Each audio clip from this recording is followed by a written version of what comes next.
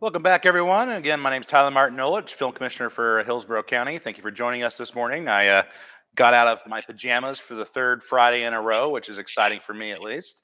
We're starting the day off with a friend of mine, Brandon Marshall from Mainsail Properties, as well as Dark Door Distilleries. Hey, Brandon, how's it going, bud? Good, man. How are you, Tyler? Glad to see you're out of your pajamas today. I'm doing pretty good. I don't look too classy. Haven't quite figured out how to dress up for some of these Google Hangouts. I just don't feel motivated to dress up, but that's me. Anyway, we're here to talk about you, though, and what's going on at Epicurean. So give us an update. Where you guys at? Yeah, well, so last time we talked, at that point we weren't doing to-go food. We've actually had a little bit of a shift there. We've always positioned ourselves, Epicurean in South Tampa, as a neighborhood spot. And you've spent plenty of time in the restaurant and bars, and that's very neighborhood feel. We try to take care of our neighbors. So what we've implemented is we are doing grocery delivery pickup. So essentially, it's an online. You can go online. You can see our menu. It includes some basic grocery items, but then also to-go food items, prepared salads, and things like that. We're adding to it every day. So actually, we just added cocktails. Vicente, our food and beverage director and beverage director, actually has created a whiskey blend that he's selling. So we've really expanded on what we're doing. But it's really simple. You go online, you place your order, you call it in, and then basically you pull up to Epicurean and we drop it in your car. That's fantastic. It's like a neighborhood bodega, but with curbside delivery. And toilet paper, plenty of toilet paper. Yeah, that's fantastic. Let me ask you, since you are a hotel that's still operating, what extra precautions are you guys taking as far as disinfecting or cleaning the hotel property? Oh man, actually it's all on our website about the processes that we are taking. The sanitation that we've implemented. It's always been good, but now our regular wipe downs in all the public space. The extra steps that we're taking and some of the products that we're using now that we didn't use before. We've had a great partner in Ecolab, is working with a lot of hotels in terms of what those products are. So we've got information on that on our site, and then Marriott's actually got quite a bit on their site, as we are part of the Autograph Collection, so we are technically a Marriott franchisee. So they've put out some guidelines that are probably even a little heavier than what a standard restaurant is doing at this point. Go ahead. Go ahead. Sorry. No, I was gonna say that we have Easter coming up, and Easter's a great time for a lot of people to travel, to get a little bit of vacationing in. You're not having that influx of vacationers this year, so what are you guys doing in lieu of that for Easter? Oh, great! Yeah, so we're actually partnering with Feeding Tampa Bay, who you're familiar with. That we work with a lot. Our community food bank. Over the years, we've done Epic Chef with them, which is kind of like a chop competition to raise money.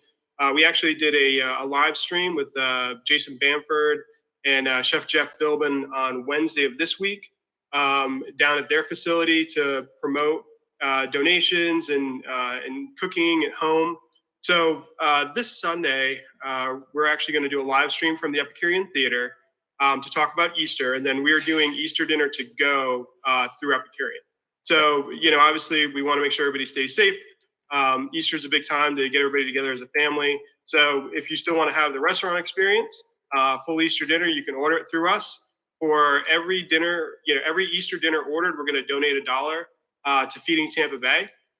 So our hope is that, we'll be able to continue to support our community, not only through providing a great meal, but also providing some food to our friends that are in having some challenges these days, which is a lot, right? Yeah. Everybody's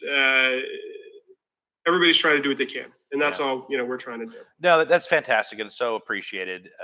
Food insecurity is a real issue nationwide. There's millions of Americans who are food insecure, and now all of a sudden we have an entire workforce that perhaps was living close to paycheck, now finding themselves food insecure. So it's really important, the mission that people like Metropolitan Ministries or Feeding Tampa Bay are doing for the community.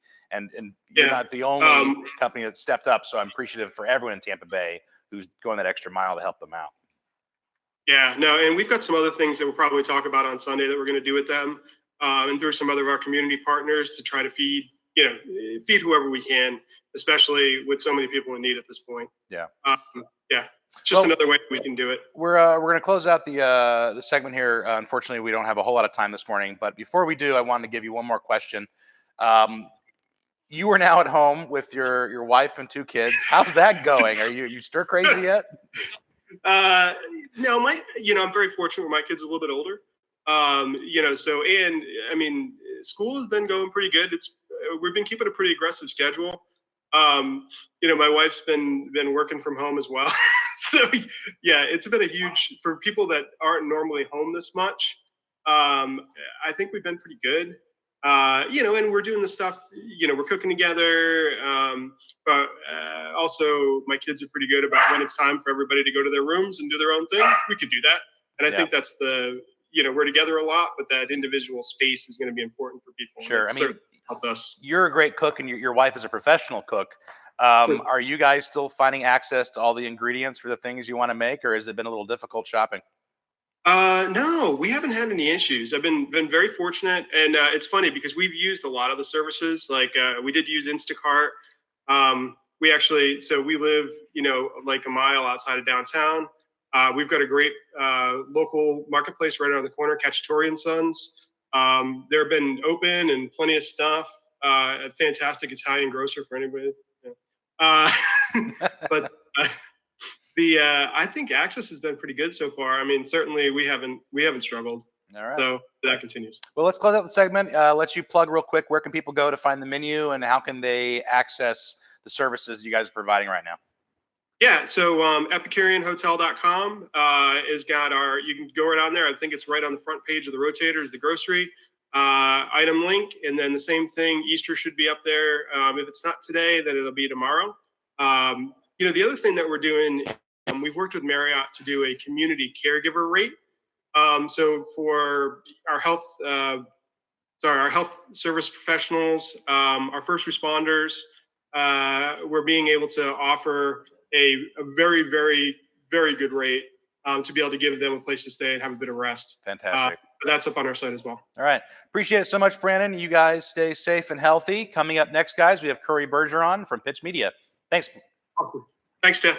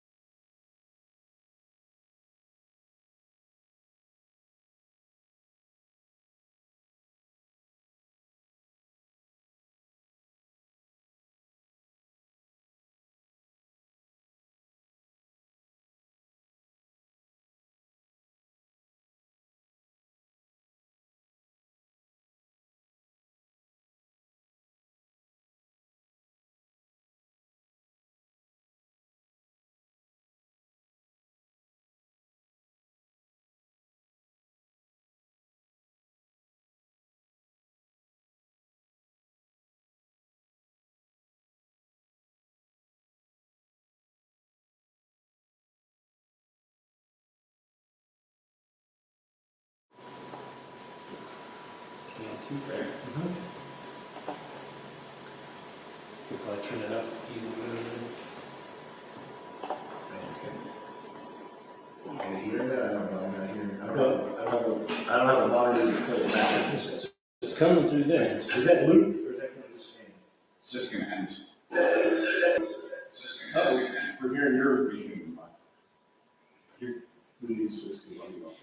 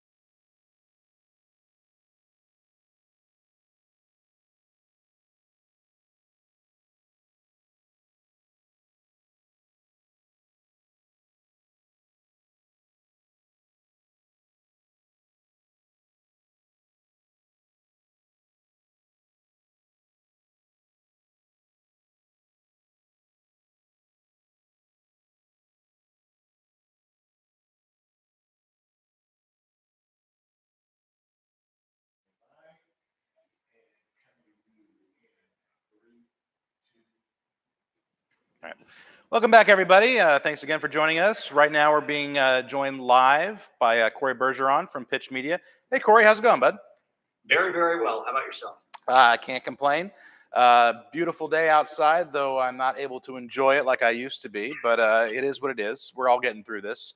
Yeah. How's Pitch Media doing right now? Oh, well, it's a transformative time, I think, for not just the company, but for every single one of us that are part of that team. You know, deal flow, contracts that we had signed that people backed out of, there's been an impact. So we've had to be creative and resourceful and shift footing in order to ensure the success and future of our company. Yeah. And have you seen a lot of postponements, or were they flat out cancellations thus far? No, most of them are actually just postponements. We had contracts in place for upcoming work, and we're a two-part company. So we're a full script-to-screen premium video production company, but we're also a full digital marketing agency with services across every platform. So the digital marketing side of things is doing very well. No issues there. As a matter of fact, people are consuming more digital content than ever before right now because they're at home and this is what they're doing with their time. Yeah. So we found that a lot of our ads, we do a lot of work in the stem cell doctor space. We do a lot of work with brands that support healthy and active lifestyles. And right now, those things are top of mind for people, taking care of themselves. So our ads are actually doing very well, and the digital marketing side is doing well. Yeah. But the video production side, that's the other side of things. And of course, loading up a truck full of gear and getting a big crew together and going out on location with talent and shooting, that model just doesn't work right now. So that's where we're really having to be resourceful. Yeah. So on the agency side, with companies perhaps used to marketing more traditionally, now finding themselves in the same space that we're in, what sort of advice would you give to potential clients or companies that are looking to try to take advantage? Maybe that's not the wrong word, but at least still stay visible during this period through different means or sources than before. Yeah. So everybody knows what the 800-pound gorilla is. Everybody knows the elephant in the room, right? It's COVID-19. Everybody's thinking about that constantly. That's where their minds are. It's important in your advertising to remember that the biggest aggregators of people on the planet are not places that people go to buy anything. They're there for relationship, and they want to know that you understand their struggles and what is top of mind for them. They want to relate. They want to feel like somebody can relate to them. Mm-hmm. So with that in mind, we found the most powerful ways of engaging people online right now are really reaching out to them with a heartfelt attempt at relationship. We're not coming out of the gate saying, hey, you need to buy this right now. We're coming out of the gate and saying, we know what it's like to be you. We're sitting in exactly the same chair and wearing the same shoes that you are right now. And we want to tell you that in the midst of that struggle, we have something that might ease your mind a little bit, right? So by using that message, it's been very powerful for the clients that we have. Yeah, that's really great advice. Just being more empathetic in your messaging and overall marketing. How have you been dealing with just the isolation and being forced to be sequestered, both you and your family? Are you handling that okay? Oh, I tell you. So I'm coming to you from my dining room, as you can see. Yeah. We have a small team that is still down at our studio in Largo.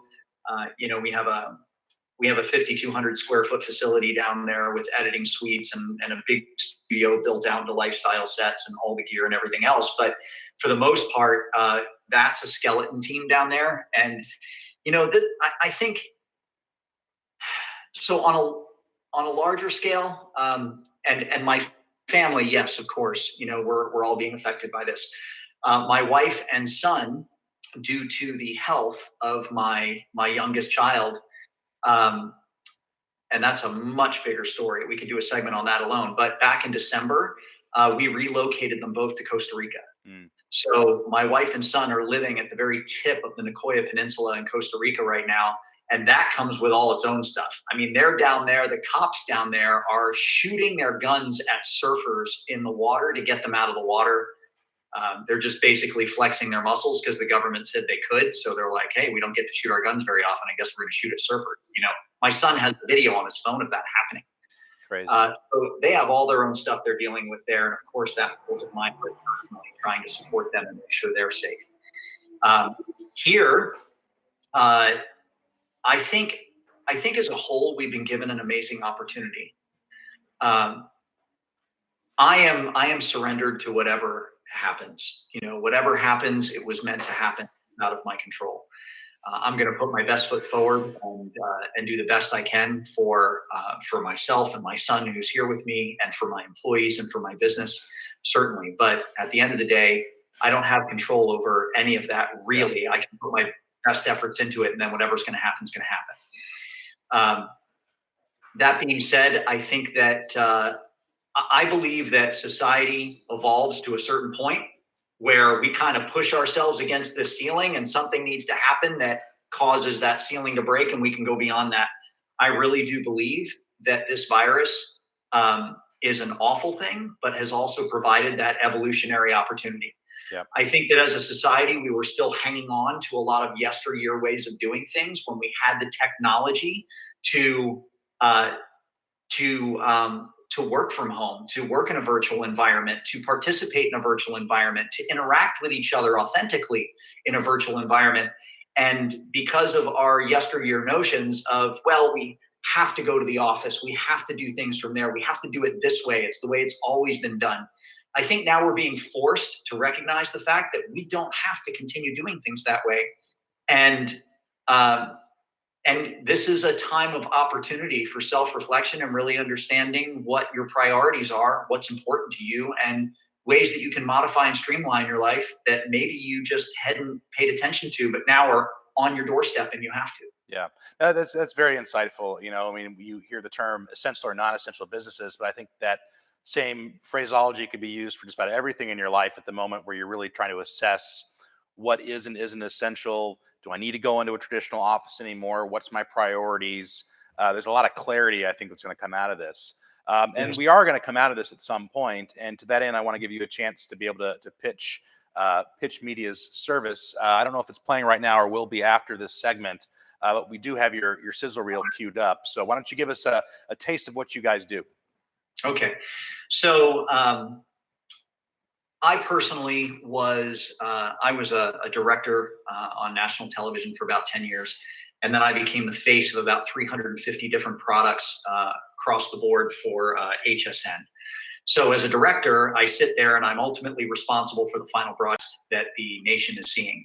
I have about 10 people on headset. I'm giving commands. I'm punching buttons. I'm merging everything together. I am the technical heartbeat of the entire show, and moment to moment, I'm keeping things moving. I then became one of the only people in the history of that particular national network to go from behind the camera to in front of it. And I then scripted all the presentations. I executed the presentations as talent. I delivered those sales messages. In the midst of all of that, you learn what somebody needs to hear and see and ultimately feel, what they need to emotionally experience to commit to a buying decision in a short period of time. My company was founded on that specific IP. I've written a best-selling book on it. I'm a keynote speaker. I travel around speaking on it. At least I was traveling around, not doing much of that right now. But my company is specifically founded on the ideas that people will forget just about everything else you tell them that they see or that they hear, but they will never, ever, ever forget the way you make them feel. And we support lifestyle brands that are specifically looking to engage people, engage a tribe, and are looking for really, really solid branding. We work with brands that inspire a healthy and active lifestyle for people. Now, realize this, that is the target that we shoot for. And I mentored entrepreneurs for a long time. You shoot for your target, you do business in your market, right? So our market is everybody who's looking to sell products or services online and needs really high impact digital marketing and script to screen video production. And that's our market. But ultimately, what we really love to do is work with those lifestyle brands that shoot for a healthy and active lifestyle. Yeah. So I know we're out of time. Yeah, I That's appreciate that so much. Both the best in just life and health to you and your wife Elizabeth and your kids. I really appreciate the time you took this morning, Corey. And certainly everyone check out Pitch Media's website. And they have an amazing studio space and facility over in Largo. So I hope everyone checks that out. Thanks, appreciate it. We'll be back in the next segment. Tune back in.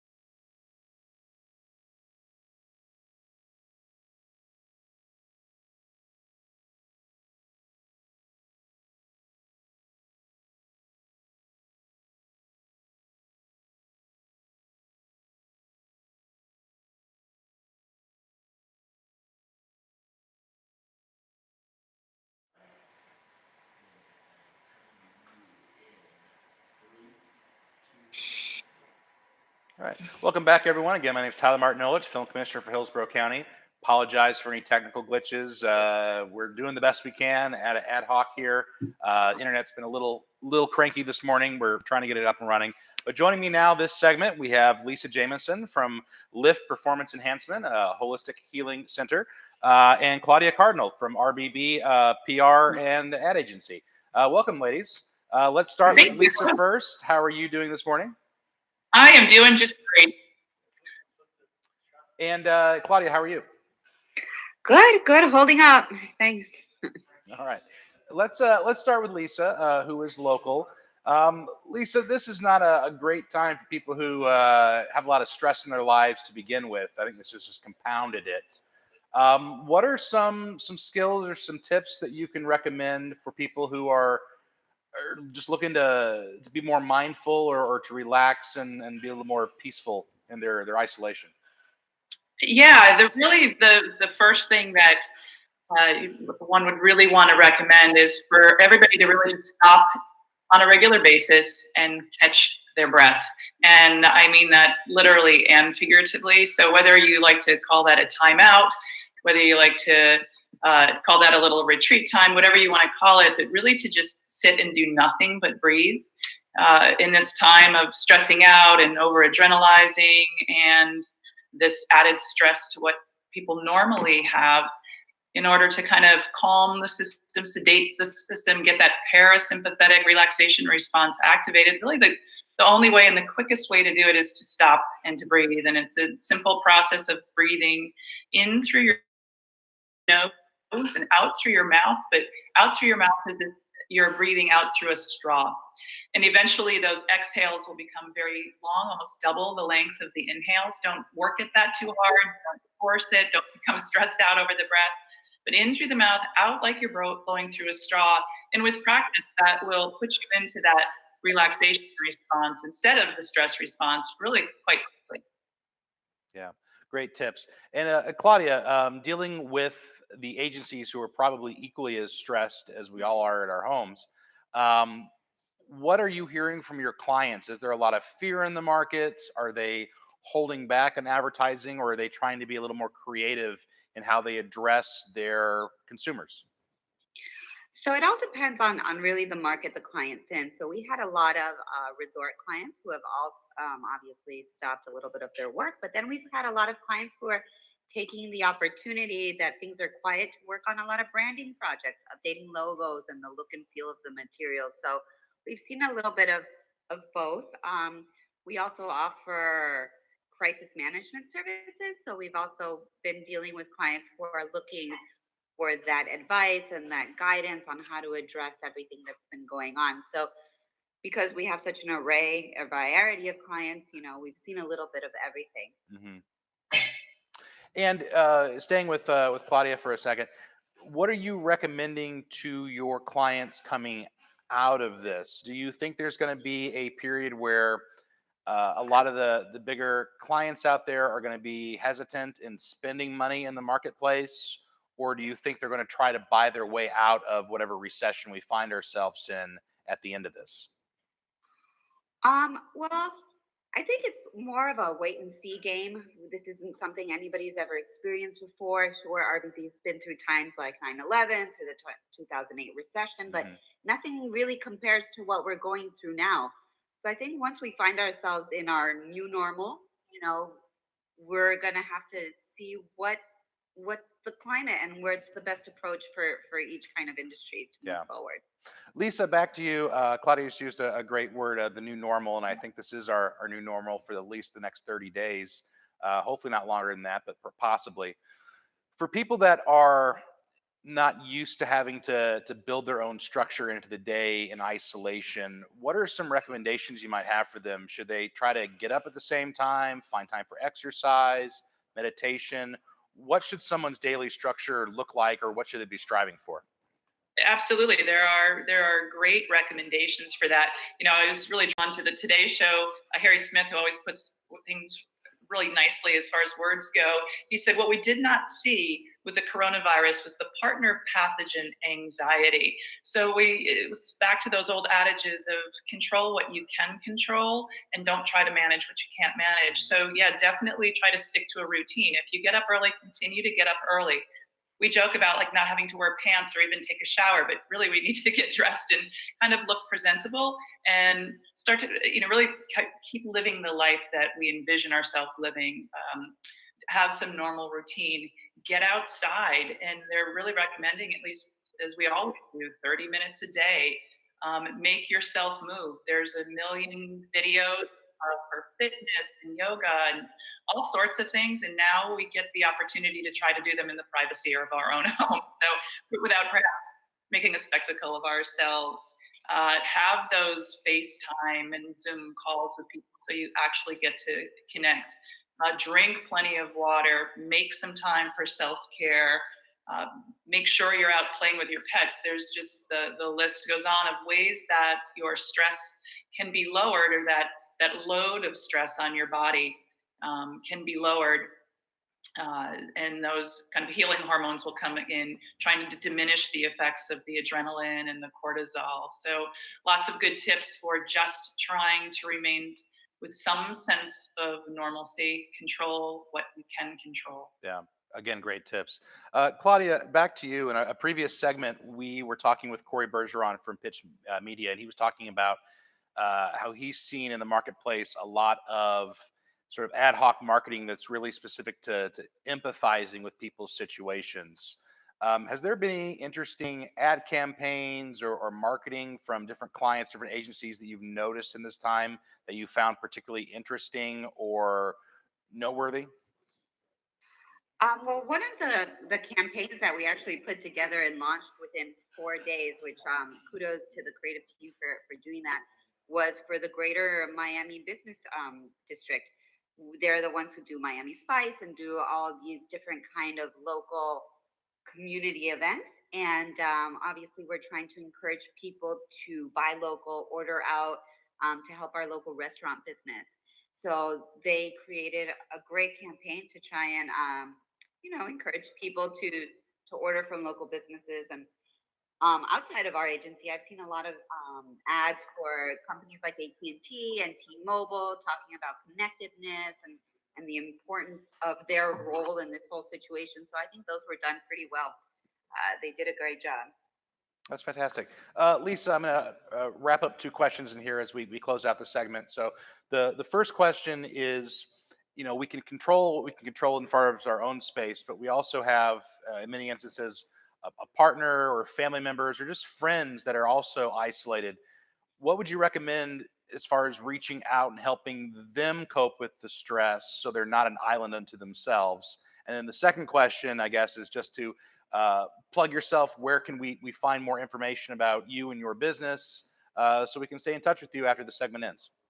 Yeah, thanks. So there is great stress reduction, right? There is a great kind of chemical release that feels good when you are able to help others. So I live in a condo complex, and now is the time where I almost wish that I knew more neighbors, but I do think of who I see walking around that may not have the capabilities of getting out or may be too sick to do that. So there's a little bit of knocking on doors and just kind of calling through the doors. Do you need anything? I think Facebook, Instagram, people have put shouts out because their parents in other states don't have toilet paper. You can, like, well, I can run that to your door. So I think just your regular social media, we're really getting in touch with people. Go through your phone list. Think, oh wait, that'd be a great person to call. We have a lot of contacts, and probably have time to sit down and scroll through a few of those. You find that everybody's worrying about the money. We're worried about our aging parents, and then our aging parents are sitting home worrying about their grown kids having money issues. And, so a lot of us are worrying about the same things, kind of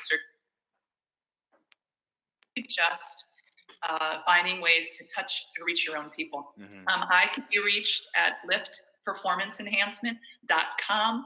And if you go to that website, there's a contact page. You can get in touch with me, or my number is 813-444-2348. That's BFIT. And you can reach me either way, but website is real quick. All right. Appreciate that so much, Lisa. And we'll close out with you, Claudia. Where can people stay engaged with what you're doing, and how can they contact you if you want to learn more about RBB? Well, you could always visit our website at rbbcommunications.com or reach out to me directly at claudia.cardinal@rbbcommunications.com. And I'm here to answer any questions or anything you need in the communications area. All right. Thank you, ladies. I know the segment went really quick, but I appreciate your time this morning. Certainly stay safe and healthy through all this, and I hope we all come out the better for it at the end of this malaise, whenever it ends. So, for those tuning in, stay right with us. We'll be back in a few minutes with another segment. Thanks, everybody. All right. Thanks so much. you. Thanks, guys. Appreciate it.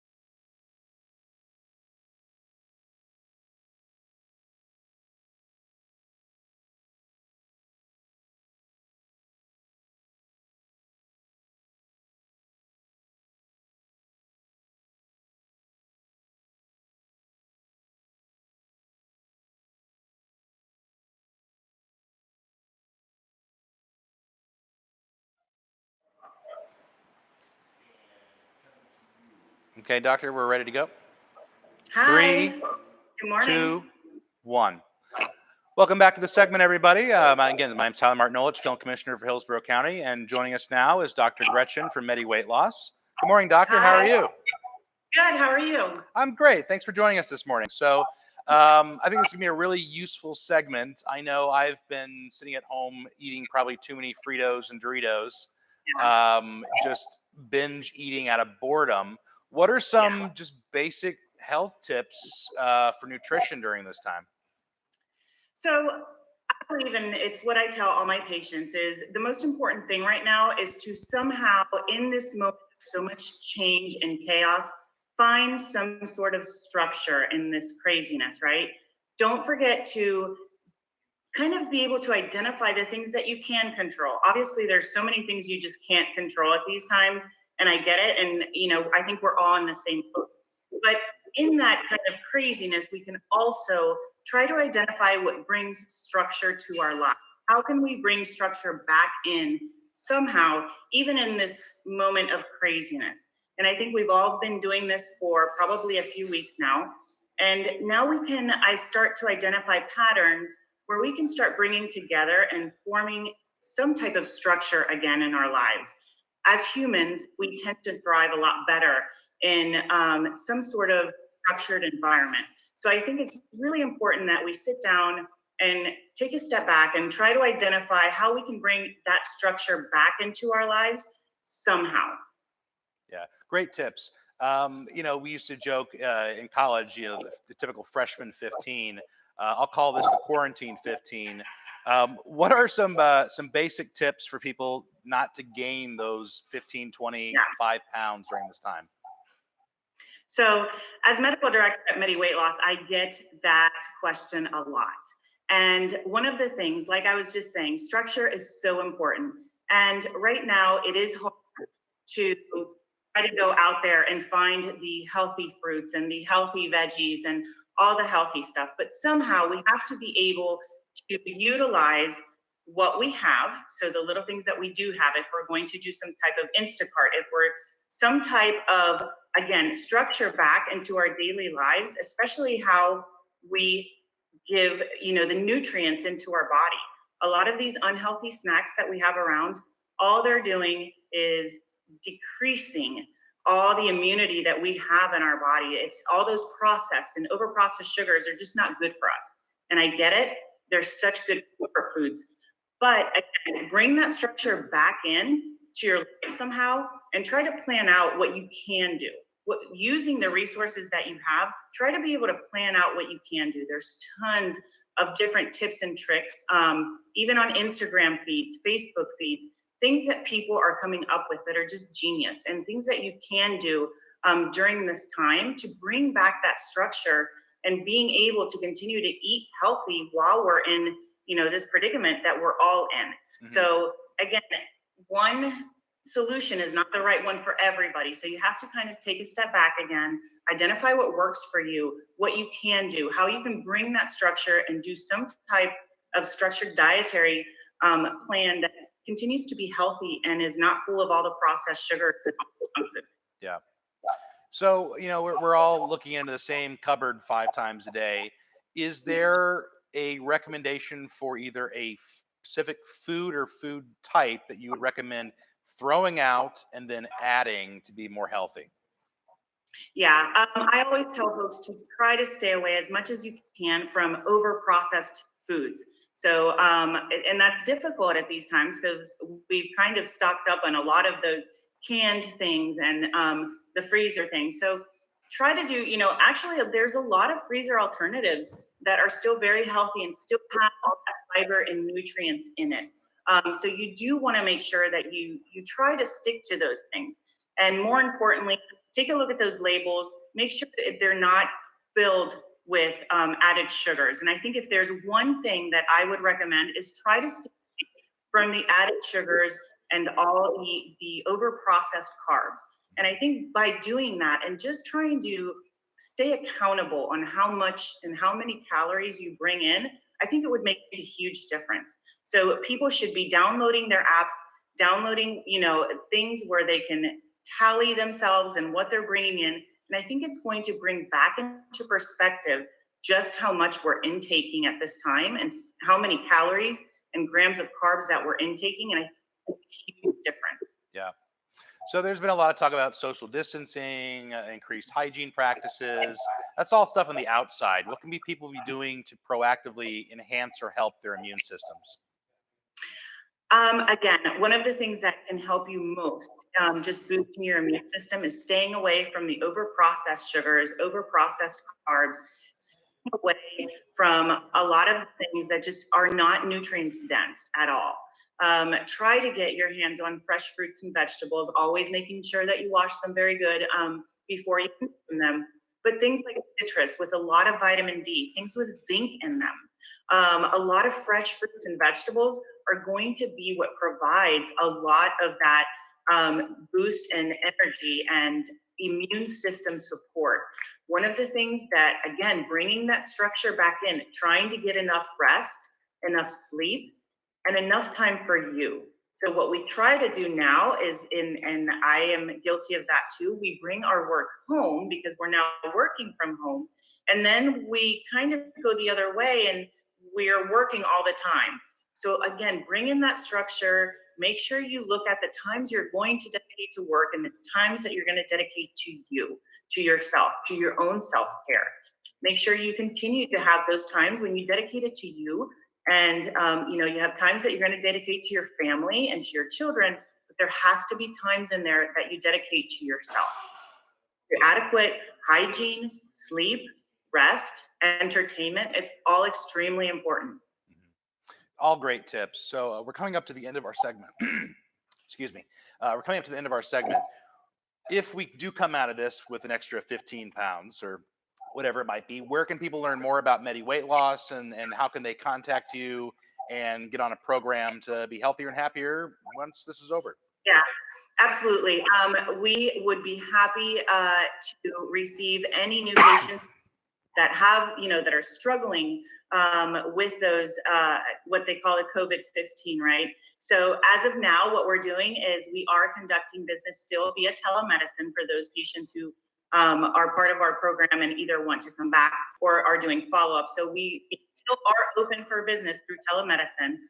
But when this is all over and everything reopened, we'd be happy to receive you. We have an office here on Kennedy. So you'll be able to see that. It's right in front of the Channel 13. So you can also go to mediweightloss.com, to our website, and take a look at our program and take a look at all the things we have to offer. We truly do individualize these programs for every patient. And what sets us apart is that you do see a provider every single time you are seen at our clinic. So it's really important that people understand that it is very different. We are medically supervised, so we are properly equipped to be able to individualize programs for everybody based on their medical conditions or their preference or both. Fantastic.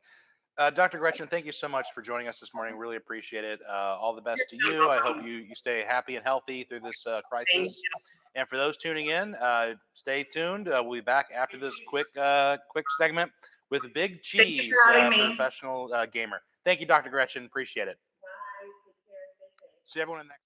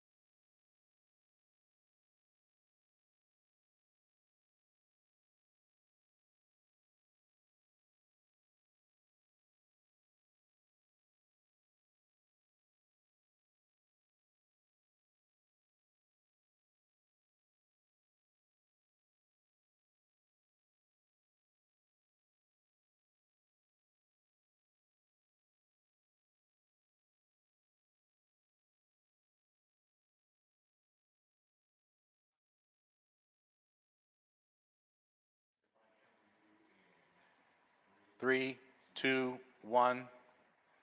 Hey, everybody, welcome back. Again, my name is Tyler Martin, Film Commissioner for Hillsborough County, and joining us this segment is professional gamer and Twitch streamer Big Cheese, coming to us from Tampa Bay. How you doing, Big? Hello, everybody. How you doing this morning? I'm doing great. I appreciate that you're coming live from your own home studio there with an actual studio mic, so we're getting some good quality audio. Yeah, yeah. It's where I usually stream and do my content from. This is my domain here. We appreciate you joining us this morning. Thank So you. let's give a little bit of flavor about who you are. What games do you focus on? What's your preferred streaming platform? Who's your audience? Okay. My name is Big Cheese, or you can find me at Big Cheese KIT. Let's see, I'm a variety streamer, so I do a little bit of gaming, a little bit of improvising as far as like parodies or music or telling jokes or dancing or like just looping music and things like that. And my viewers or my audience is based on who I am as well. So it's like unorthodox, funny, um, outspoken, and just love to have fun. And my main platform was on Twitch, twitch.tv/Big Cheese KIT.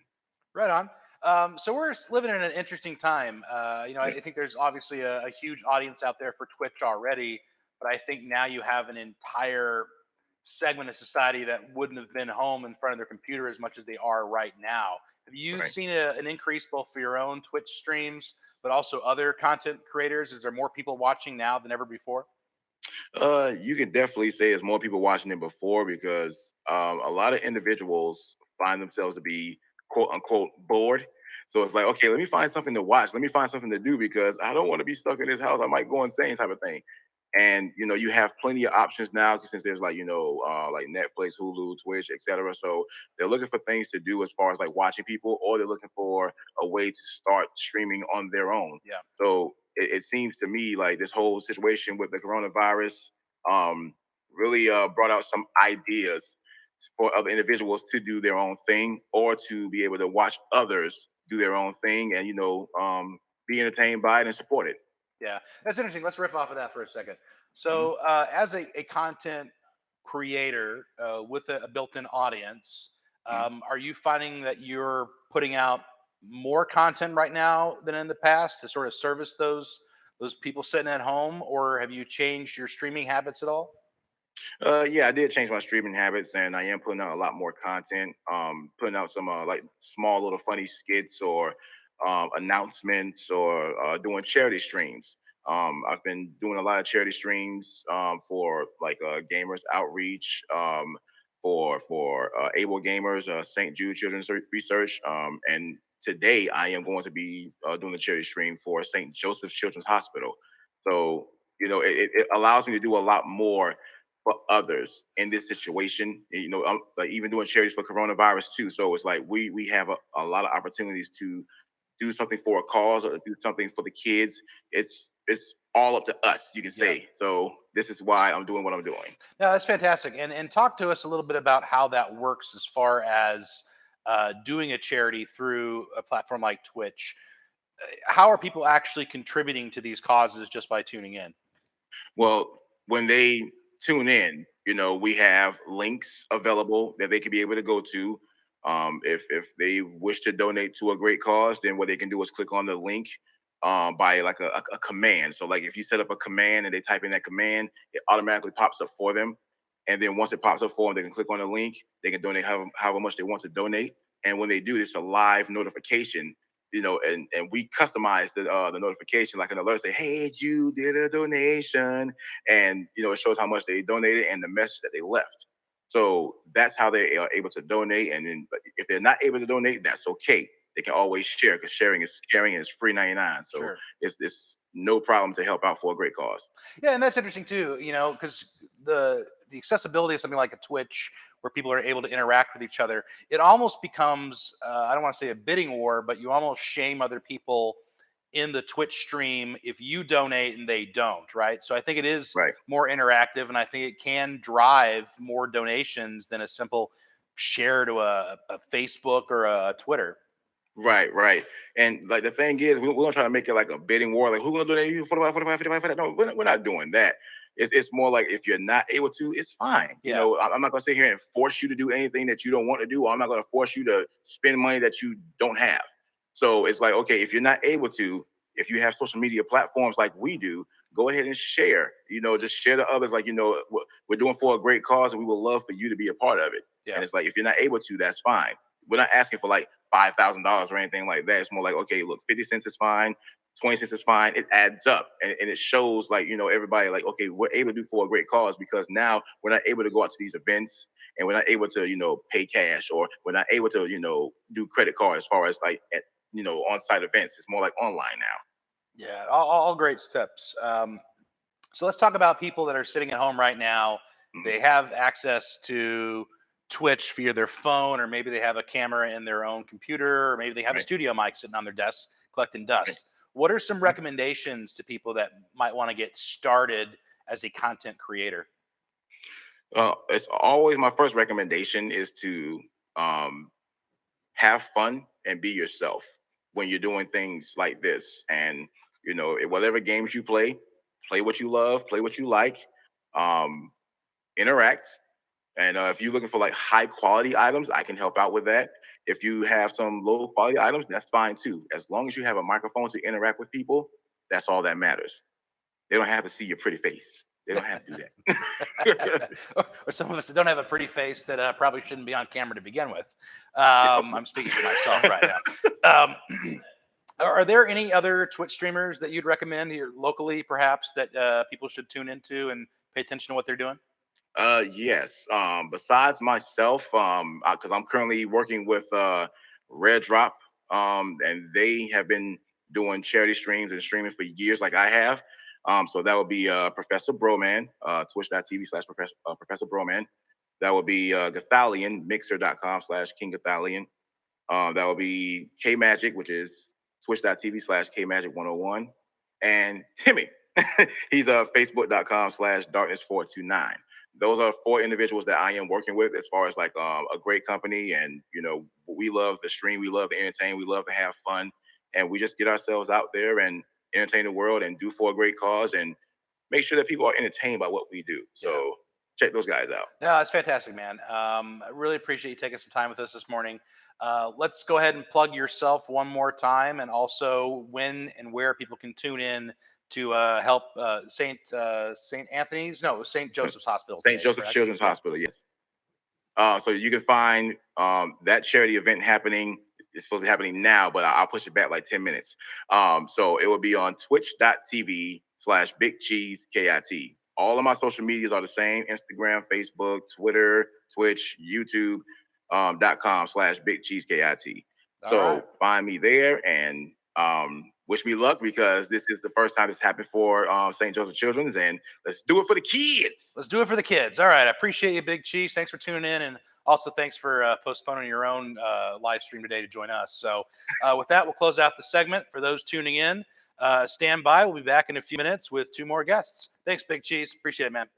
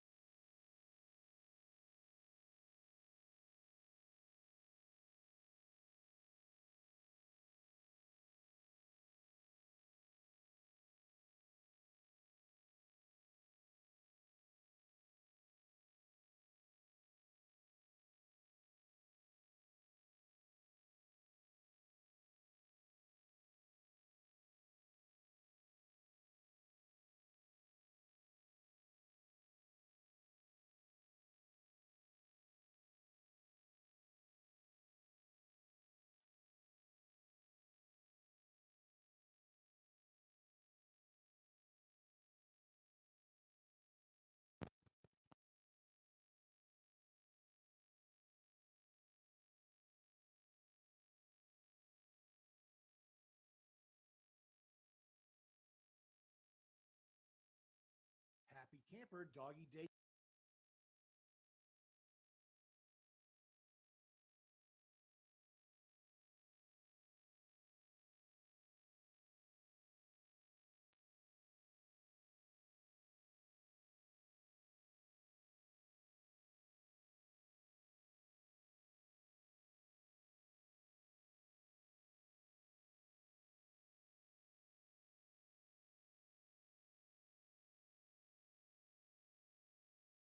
Happy Camper Doggy Day Camp and Sleepover with 2 locations minutes off Interstate 275, located 5 minutes from the Howard Franklin Bridge and Carilion Park area, and our second location near 49th Street in Clearwater. Happy Camper operates by 4 dogmas: fun, fanatical cleaning, family, and faithfulness. It's 7 a.m. and our lucky campers are just arriving. But out there, there's still unlucky campers. Dogs lack the stimulation of a real job. No more herding, hunting, raiding, carting, or guarding. Left home alone all day while their families are at work, they're bored, restless, lonely, and unemployed. So bring them to Happy Camper. The value of dog daycare is about the fun factor. Knowing your dog is busy all day, exercising his heart, his mind, muscles, and even artistic abilities. Dogs love to play within packs of other dogs and making doggy friends. That's why we're small, and our locations have 4 different playgrounds, all indoors and separated by dog size, temperament, and play style, ensuring your dog finds its BFF. What'd you do for your birthday? Let your dog enjoy their birthday with friends at a themed birthday party. Do you love your dog and want to spoil them? Then treat them to our Lazy River Dog Spa, featuring bathing in strawberry yogurt, or get a canine massage, nail trim, paw massage, ear cleaning with our aromatherapy products, or a good brush out with the Furminator. At 7 p.m., our lucky sleepover campers have already had dinner, texted their pet parents, and are now ready for their camp counselors to read them a story, watch a movie, or just relax with some belly rubs. And don't forget our Happy Campers School of Dog Training, where your dog can go to school while you work, learning basic manners, obedience training, trick of the month, or just a refresher course. We even teach educational classes on dog park safety at your company. Happy Camper Doggy Day Camp and Sleepover, where dogs run, play, and have fun all day and night.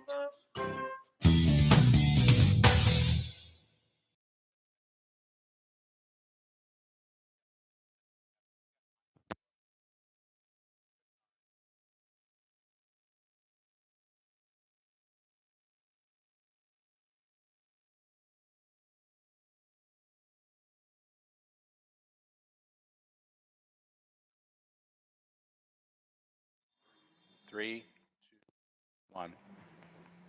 Welcome back, everybody. Again, my name is Tyler Martinovich, Film Commissioner for Hillsborough County. And joining me this segment is Henrik Dabrowski from X Strategies Ad Agencies. Henrik, how's it going? Very good, sir. You know, under the circumstances, bunkering down and staying safe. I appreciate that. And where are you located at right now? I'm in Miami, Florida at the current time. Wonderful. So we're in a different space than we were a month ago or 2 months ago.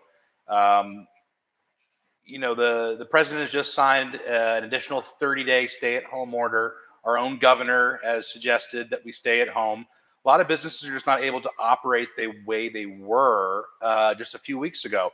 So what are just some basic tips you might recommend for any of your clients who are looking to come out of this no worse for the wear? Well, I think that, thank you for the opportunity, first of all, but to answer your question, I think that most businesses have to look at this in 3 main operations groups. The first one is watch your pennies, and more than anything, watch your dollars. Don't spend on things that are non-essential. Try to balance that budget as much as you can. We don't know how long this will last, and your business will last as long as you have funding to run it. The second one along that same group is if you have access to the SBA financing as approved yesterday by the president and Secretary of Finance, do apply. Don't waste any time. It's available. There are funds there. and it should last you for about 2 months if you're smart. The third one, if you're independent or sole proprietorship in your company, you have until Friday next week to apply. So go ahead and do that. No wasting your time. The second group is employees and suppliers, and take care of them. I know it's going to be tough time. That a lot of the people are going to be furloughed or fired.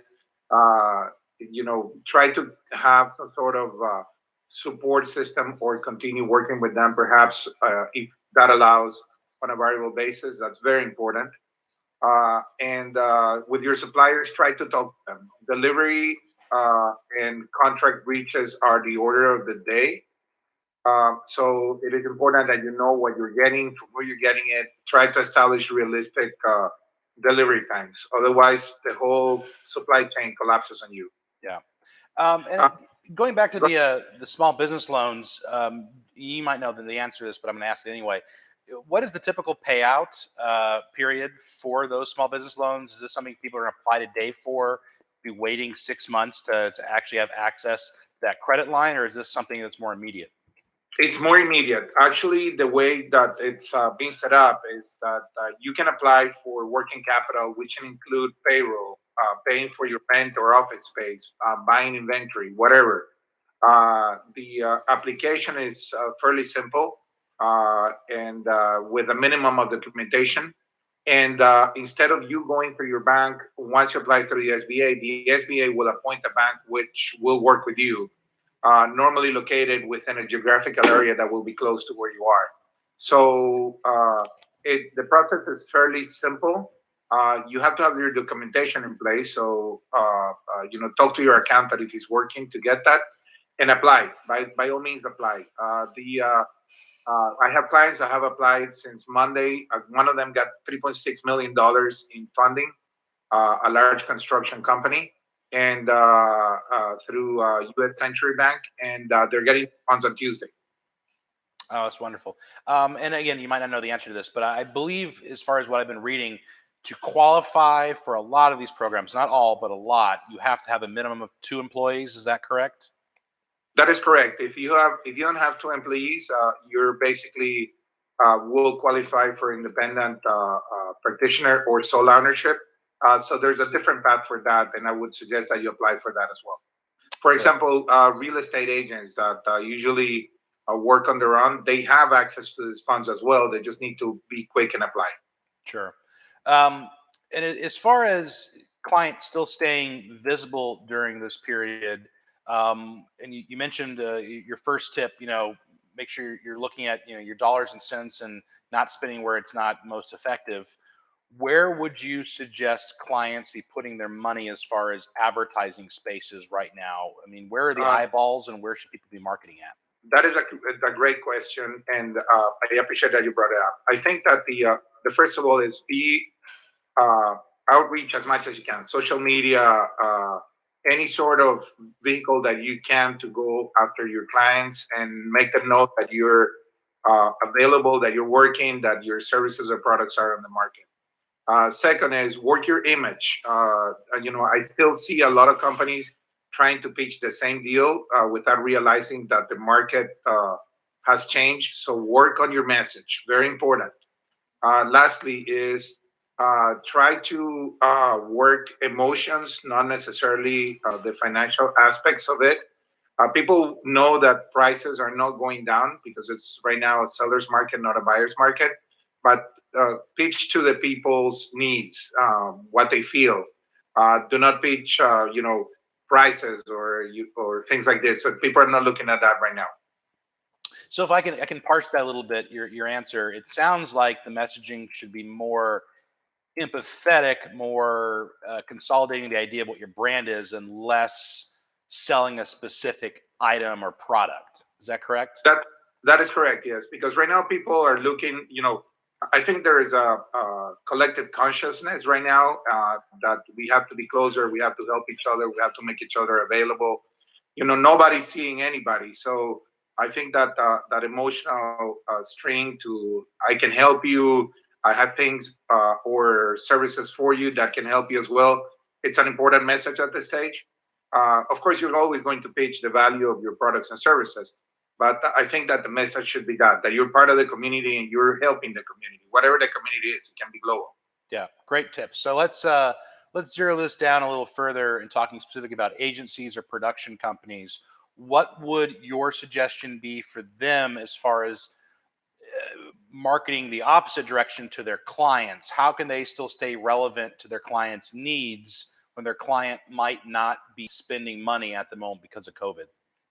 I don't think that the consideration of spending money, because I think most of the budgets will be revised. So my advice to them will be first of all is help your clients be more digital, more focused on social media and the aspects of being social. The second is review and revise what your offering is in terms of the clients. I don't think that any of your clients' briefs, agency briefs, apply today at all. So I think that everyone has to go back and revisit that. And lastly, is create a short and midterm plan. Forget about long-term plans of marketing, because we're going through the cycles where right now we're in the peak of the crisis. We're going to go into the mourning period after it starts to pass. And then there will be sort of a rebirth of the market itself. Mm-hmm. So understanding that the psychology of the people will be that is address those needs as well. Great tips. Henrik Dabrowski, thank you for joining us. Before we close out this segment, where can people find more about X Strategies and more about yourself? You can go to our website, which is x.strategy.com. And also you can find us on Instagram and Facebook. All right. Perfect. Thanks, Henrik. I really appreciate you spending some time with us this morning. All the best to you. I hope you stay healthy through this crisis. And for those watching at home, we'll be back with another segment right after this. Thanks, everybody. Thank you very much.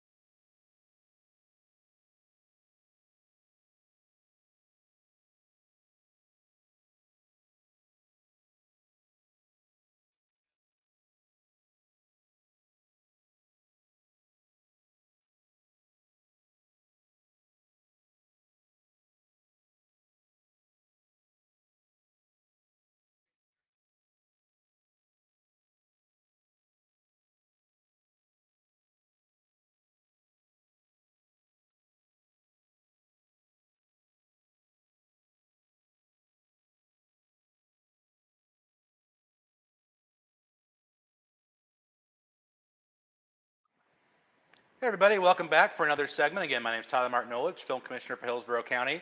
And joining us this segment is Mark Anderson from Dunn & Co. How you doing, Mark? I'm good. How are you doing? I'm doing pretty good, bud. How is Dunn & Co. at large doing through this crisis? I mean, I think we're like everybody. We're just taking it day by day. Obviously, it happened so fast. That's what everyone is grappling with. We were having our best year ever, really.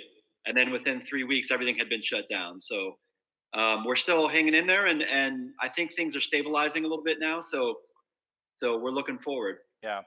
Speaking of having one of the best years ever, you guys swept the Addies, the local Addies at least, recently. You were having an amazing year.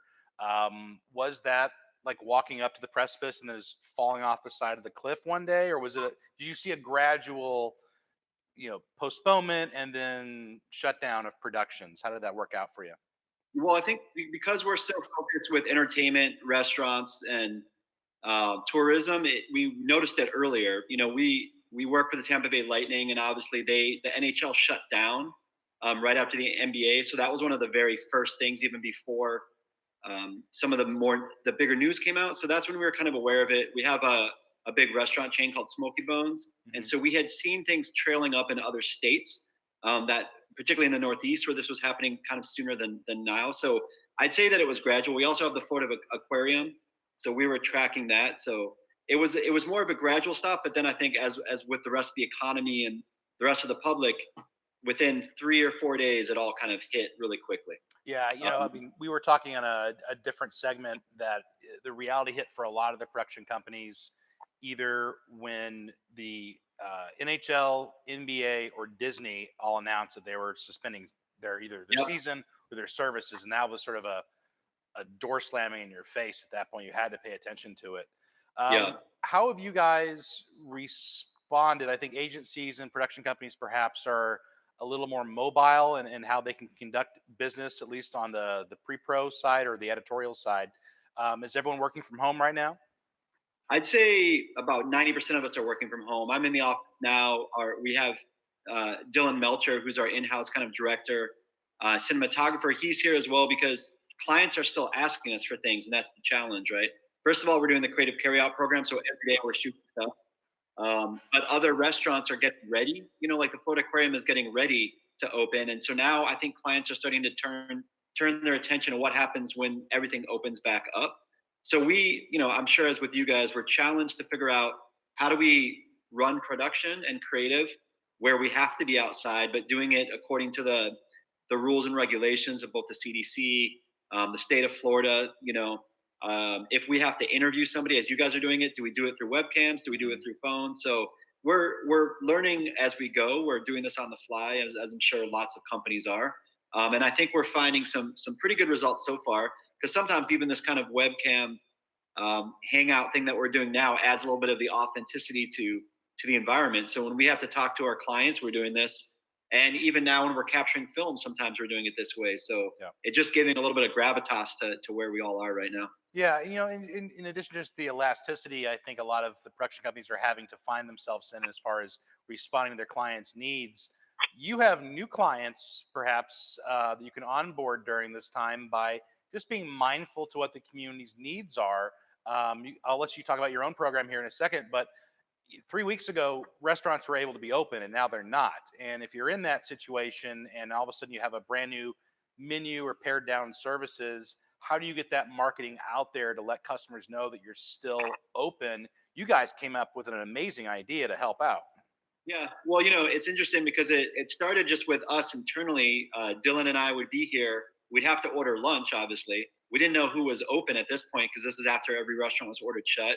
We knew that our client, Smoky Bones, was shutting down. And I think there was about a week where everyone was figuring out, how are we going to deal with this? So much of their customer base is built upon in-store visits or pickup. So once we started looking around, we're located in Ybor. Once we started looking around and realized, hey, almost every restaurant is still open. We can't go in and sit down, but we can order. So originally we just started ordering food and shooting it to practice. We had some new lenses. We were trying some new things. And then it occurred to us when we were talking to Pete and Shorty's, which is a restaurant based in Pinellas County, they needed shots of their to-go food because people didn't even know that they offered that. They needed their logo to be updated.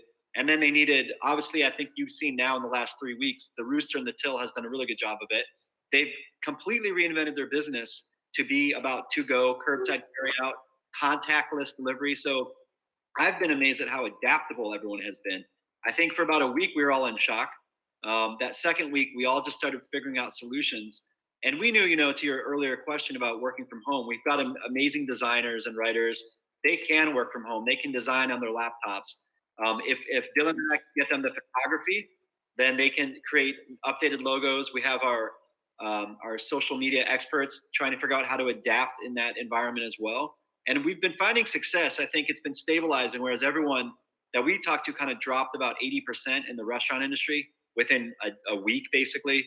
They're starting to level out around 72 to 73%. So that, that's not amazing, but it's showing growth as people realize that, okay, I can get the food to go there. And the other thing that I think we struck on, which is nice, is the family menu.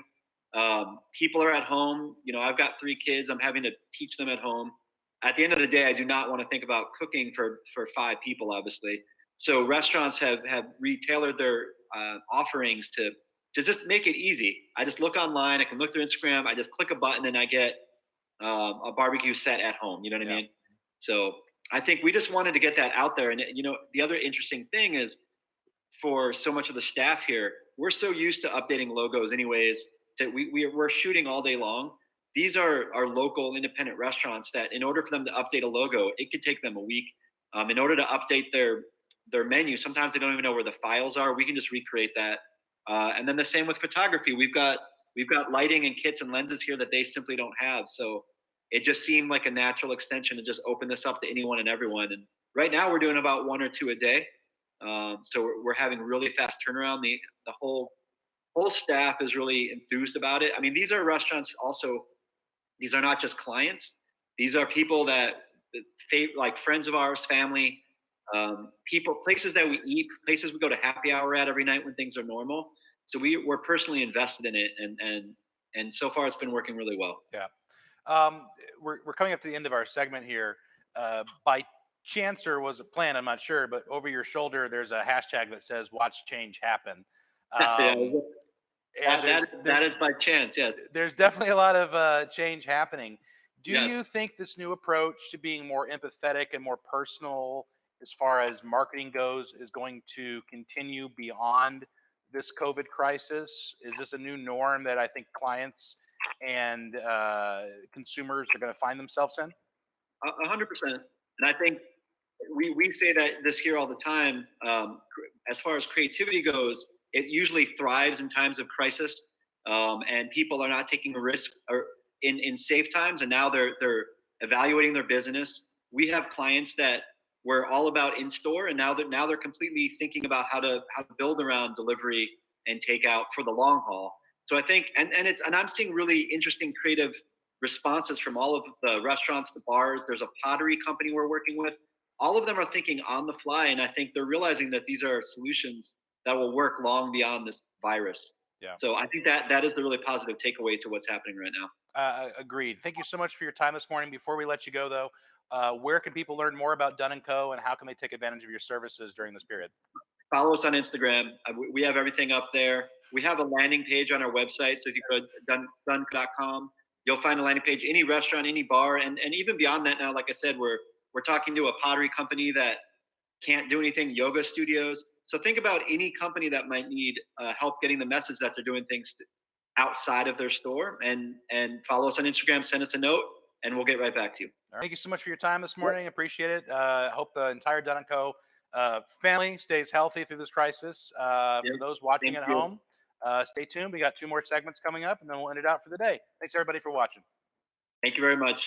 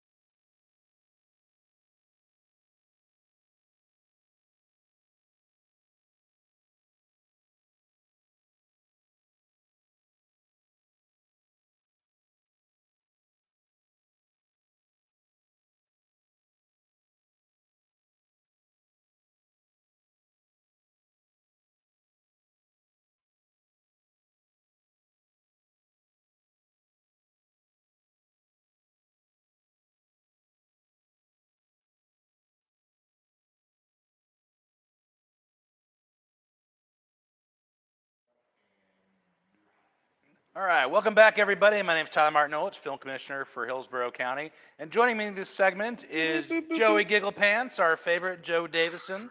Hello, sir. Comedian, Hello. director, writer, actor extraordinaire. You might have seen him in Stranger Things or his big mug in the frame right now. Joey D, how you doing, I want buddy? them to see my face. Is this close enough? I can't see your pores yet, so maybe not. There we go. That's the Joe D we all right. like. So how you doing, Yeah. Joe? I'm great, man. Surviving this. I took this opportunity to, this. I don't know if you've heard, but we've been quarantined. I didn't know that. That's news to all me. right. Well, because I'm pretty sure everyone at Publix doesn't have a clue. So all three of my children are out of school until I guess ever. They haven't given us a time when they're coming back to school. So I've turned my house into a classroom, basically, which is great for me because I work from home anyways. As a writer and filmmaker right now, there's not much going on. The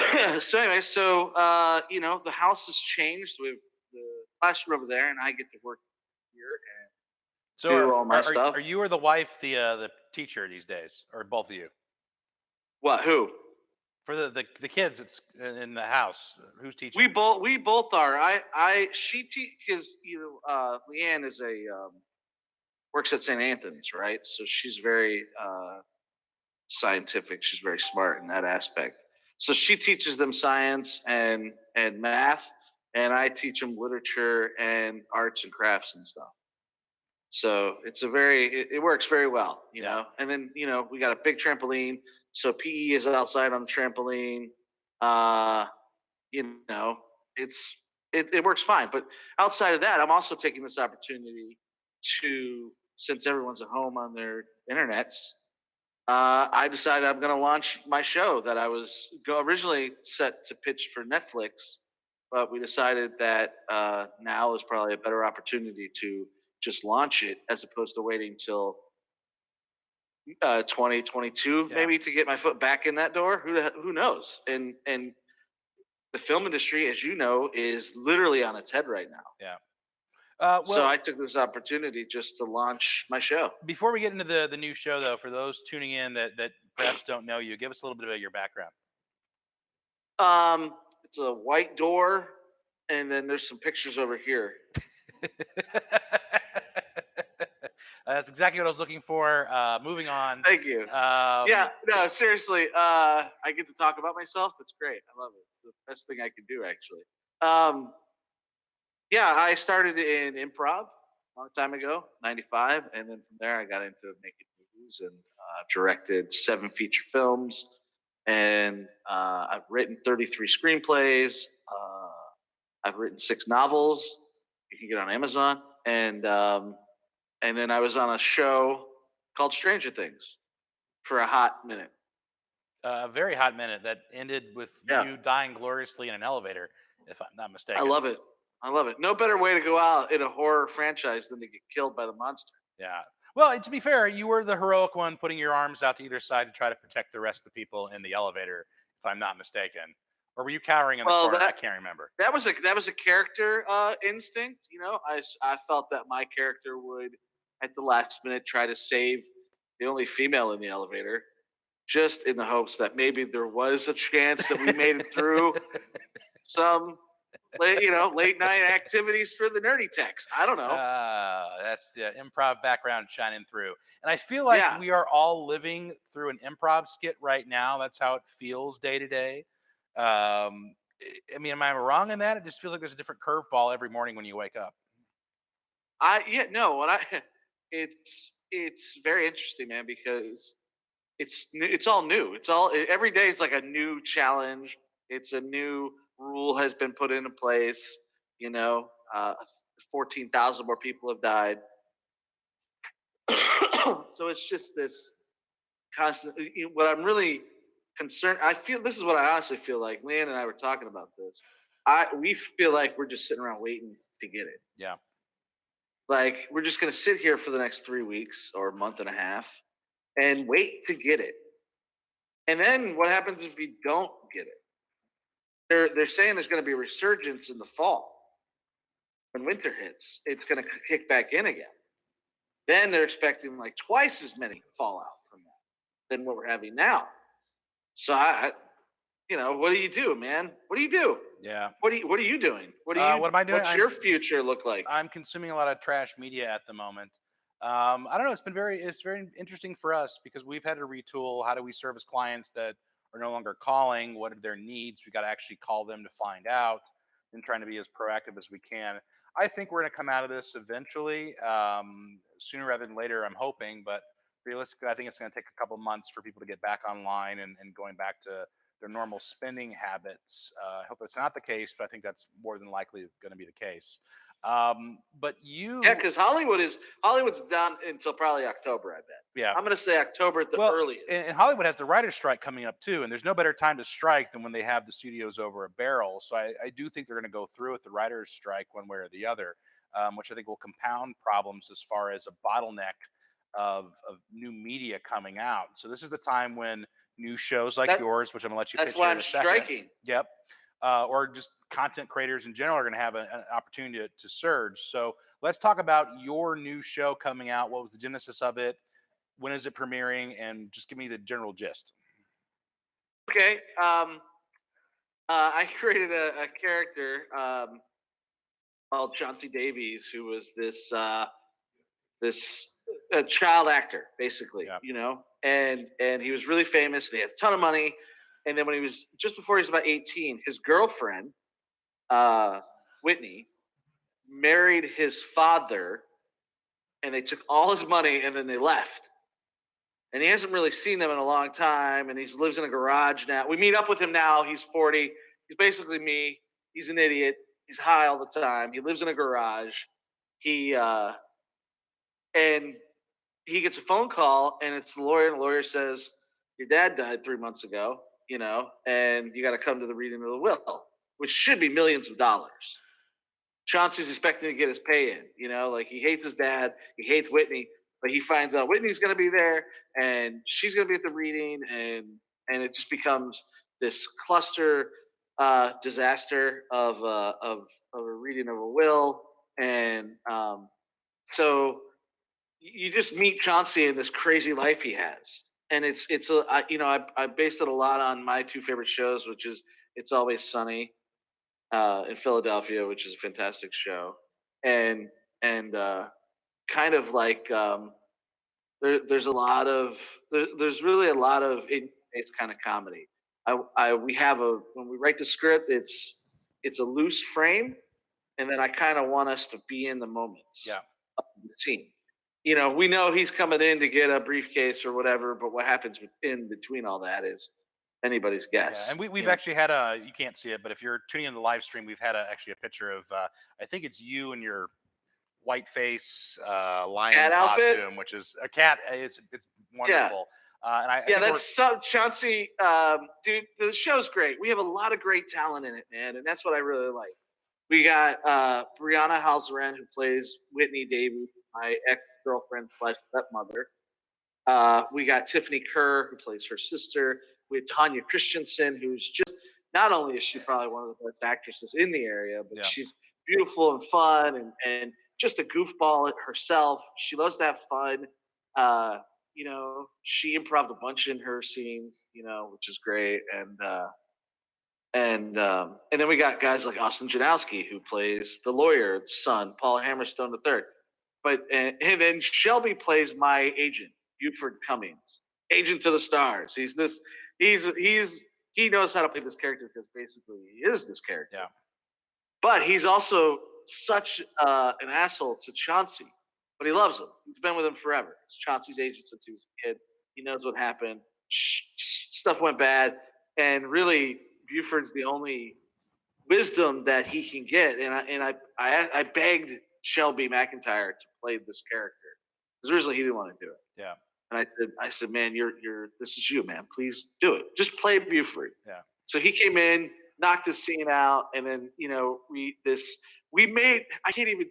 can't tell you. We improv the whole scene that became a fact, coincidentally, about this kitten concept. Yeah. Well, don't give And- up too much because we're going to show the trailer here in a second. But before we close Yeah. out the segment, where can people tune in? It's premiering this Sunday, the 5th, correct? Yes, sir. This Sunday, the 5th at 8 p.m. on YouTube. Our episodes are going to be short. They'll only be 2 to 3 minutes, and that'll be the whole first season of the first episode. Yeah. And how You know many what I mean? episodes total for this first season? Probably about 10 to 12. Okay, cool. And is it going to be every Sunday a new episode? Every Sunday at 8. Cool. Yeah, every Sunday at 8. I'm going to start pushing it. And then there's little things that we've made, bumpers and that kind of stuff. They're giving you the symbols there. Wrap it up. Yeah. Wrap it up. I'm getting the high side. Yeah, I can see it. His reflection's in the window behind you, so I see everything. We're very professional here. Is that the boom pole? No. So yeah, and I'm just very happy that all the people involved, and Sean Keller, who's a great cinematographer, he just shot my movie Hank. He came on and shot a bunch of this. Josh Martin, the guys who did American Wasteland.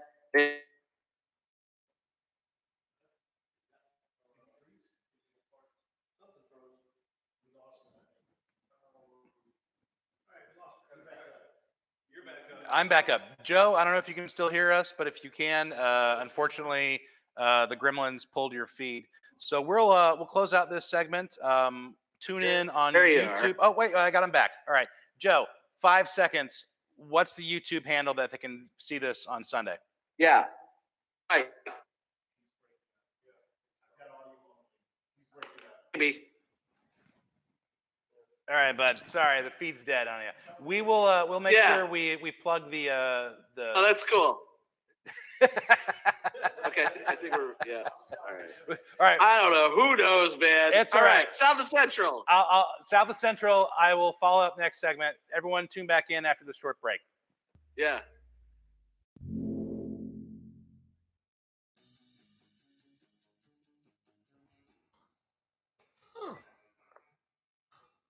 Love you guys. Thank you. Bye. Thank you. Hello? Yeah. Yes, of course I remember you, Paul. You took all my money. This is Chauncey Davies. Chauncey. Chauncey! Chauncey. Chauncey. Ladies and gentlemen, Chauncey Davies. Former world-renowned child actor. He's worth millions, okay? Yes, he's fallen on hard times. He's a big fat dumb idiot. He smokes way too much weed. Some would call him slow. And he smokes too much weed. Whitney, you have an appointment in 20 minutes. Hey, Shelly. Is everything okay? No. Is this about Chauncey? Yes. You're gonna destroy his life support? My dad died 3 months ago, and you're just now calling me? Paul, what the hell is going on? It's moving day. You're a real piece of shit. You think he's telling the truth? Hell no. You think he's lying? Obviously. The lawyer's lying about your dead husband. Why? Dude, what the hell happened to you? Chauncey! You look like Yukasi Santiago Thrustblade from Battleship Agogo Battle 9. Love it. All right, look, shut up. Your dad was an asshole, but he loved you. Did he love me or did he love my money? Because I had $10 million before I was 10 years old, and now I live in a garage. Hey, you abusive asshole. She doesn't want to be with you anymore. Don't you understand? Don't you get it, you monkey wrench? All right, so you got 10 minutes to pack your shit, or I'm going to come over there and beat you to death. Look, kid, you're still a huge star. I was a huge star. That attitude.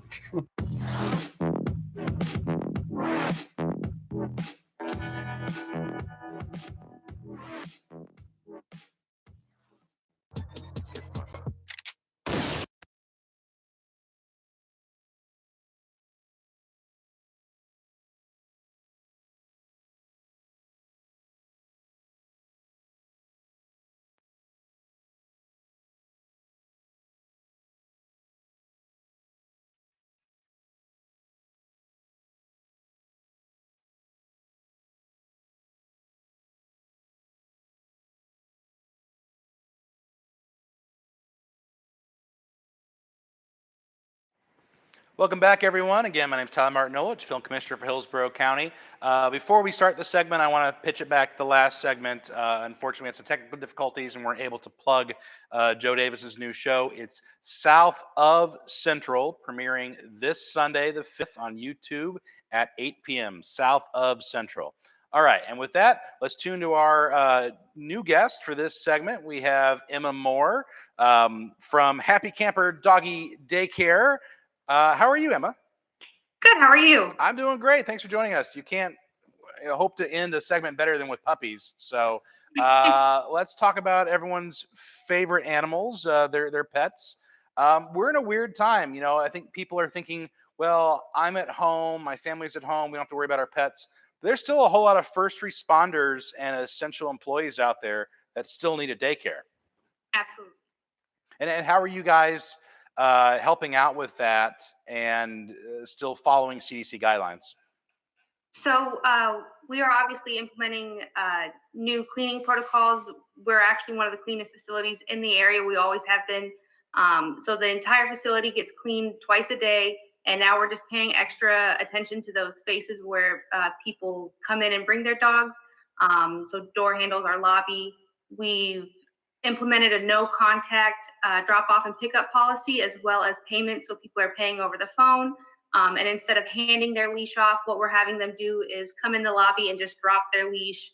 And so we can keep, a 6 foot plus distance from all the customers that come in. Yeah. And we've also extended our hours to open at 6 a.m. and close at 8 p.m. to try and help with some of those 12-hour shifts for our healthcare industry. Sure. Animals are very empathic, certainly our household pets. I don't think people perhaps realize how much their own internal stress when they're at home through this crisis might be affecting their dogs or either their cats or any other animals they might have. How is it helpful just emotionally for the pets to come to a daycare where they can interact and play with other dogs and sort of get out of that stressful space they might be in at home? So a big thing is the change in routine that we're seeing with everyone. Obviously kids are at home, parents are at home, and it puts a lot of stress on the dog seeing different things. And we've actually had people, come in and drop their dogs off and they go, my dog's been acting really weird. We've even had a couple people come in and say that their dogs are now going to the bathroom inside the house and they've never done that before. So just really any kind of stress that you're feeling, the dog feels it too, and it can just cause issues with their behavior. Yeah. And as far as the volume, have you seen more or less animals being dropped off for daycare over the last couple of weeks because of COVID? We've definitely seen a significant decrease in the number of dogs that we have, not only for daycare, but this was supposed to be spring break. So we had a bunch of cancellations for people that had to unfortunately cancel their trips for spring break. Yeah. And what are the new hours of your facility to respond to some of the first responders that need to be out there? We open at 6 a.m. to 8 p.m. Monday through Friday. And then our weekend hours are a little weird. They're cut up into chunks, but we just suggest that if anyone has any specific needs for the weekends, just to call us and we'll try and as best as we can to accommodate that. Sure. And for people that are listening from the Bay Area, where is your facility located at? It is in the Carillon Parkway, and it's right off of exit 30 on 275, literally right across from the on and off ramp. Okay, and the Carillon Parkway area is over by Feather Sound, right? Yeah, over by Feather Sound. HSN for those production people out there. I think it's the second exit going south on 275, if I'm not mistaken. So final question here as we wrap up the segment. How can people learn more? How can they schedule to drop their dogs off or their pets off at your facility? You can go to our website. It's doggy, DOGGY, daycamp.com. Or you can find us on Facebook, and we're actually dropping a new segment on our Facebook today. In-house, we do a lot of activities for not only physical exercise, but mental stimulation. So we're doing video segments on how you can do some of those activities if you choose to stay home, not to choose to stay home, but if you're stuck at home, how you and your family can interact with your dog and not only give them physical exercise, but some mental stimulation as well. And fantastic. That's going to be on your Facebook page? Yes. Great. All right. And with that, guys, we'll close out another Friday live show here. Thank you, Emma, for staying for this last segment. Really appreciate it. Thanks for having To the entire team over there, hope you guys stay happy and healthy through this crisis. And for everyone in Tampa Bay who's been watching, appreciate you tuning in today. We'll be back again next Friday for another live show. Thanks, everybody.